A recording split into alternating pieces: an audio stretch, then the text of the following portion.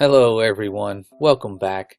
I wanted to share something real quick that is probably one of the freakiest, craziest things I've seen on the internet in a while, and it has to do with what most of you know of as predictive programming, and we have thought that this is sort of a newer phenomenon that happens now where they put things like in Simpsons shows that happen with the presidency and the Twin Towers and all of these things that we see.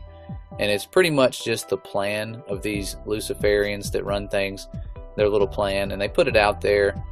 They can put it in stone like the Georgia Guidestones and nobody bats an eye, but we see these things happen all the time. This little story here, though, that I'm about to share with you, I found on Facebook from, I guess it was Young Dre, I don't know who that is, posted this initially, and it's freaky, and we're going to dig into it. I just want to go through it real fast, get your thoughts, and find out if this is an actual book. It appears to be, and I'm going to read this. I'm going to narrate this to you so you can hear it. You don't have to read it, but you can read along if you want to. And it says here, the person said, "So I'm on the Office of Congress Library website and came across this book written in 1893. Look at the title." Probably can't see it because it's very low quality, but I'll zoom in on it. It says, "Baron Trump's Marvelous Underground Journey." Baron Trump. Doesn't seem to really ring a bell, probably, unless you're familiar with the fact that the book is about a boy, of course, named Baron Trump, and he found a secret portal and time traveled. But that's not the crazy part. Hashtag wait for it. Baron Trump is Donald Trump's son. Okay? Looks a lot like the boy on the cover, if you look at them. They look a lot alike. And remember, this was written in the 1800s. Okay. But it says, in the book, Baron Trump had a mentor he looked up to, named, guess what? Don. This crap gets even better. And all the crap in the book takes place in Russia. Guess who's from Russia? Melania Trump. She's from Russia. Well, there was a sequel to this book that was written 4 years later in 1896. The same author writes this sequel, and he calls it The Last President. And this is when it gets real. The Last President. Okay? It's about a very wealthy man who lived in New York on Fifth Avenue, who ran for president, but wasn't expected to win. Look where Trump Tower's address is. Fifth Avenue, New York. It's crazy. Somebody tell me this is not based on this book. There's no way that's in the book. I'm going to have to look into this. But if it's really in that book, because the person told us, hey, look into it yourself, I would really like to see that. That's pretty crazy. But it says, remember, this book was written over 124 years ago. But anyways, after his inauguration, he started picking people for his cabinet. And guess who was one of the people? The guy's name was, he was in agriculture. It was Pence. P-E-N-C-E. Pence. Mike Pence. God, that is crazy. I couldn't believe I was reading this. Whoever put this together and figured this or found this, props to you. This is pretty cool, pretty deep rabbit hole stuff here that you just cannot make up unless you know the plan. But in 1943, one of the most famous inventors, named Nikola Tesla, died from a blood clot. Before his death, he claimed he had built a time machine and used it to travel back in time and into the future.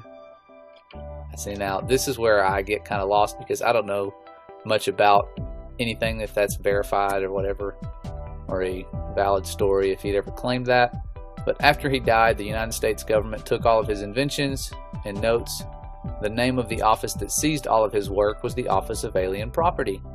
After they looked through it, they passed it to the FBI.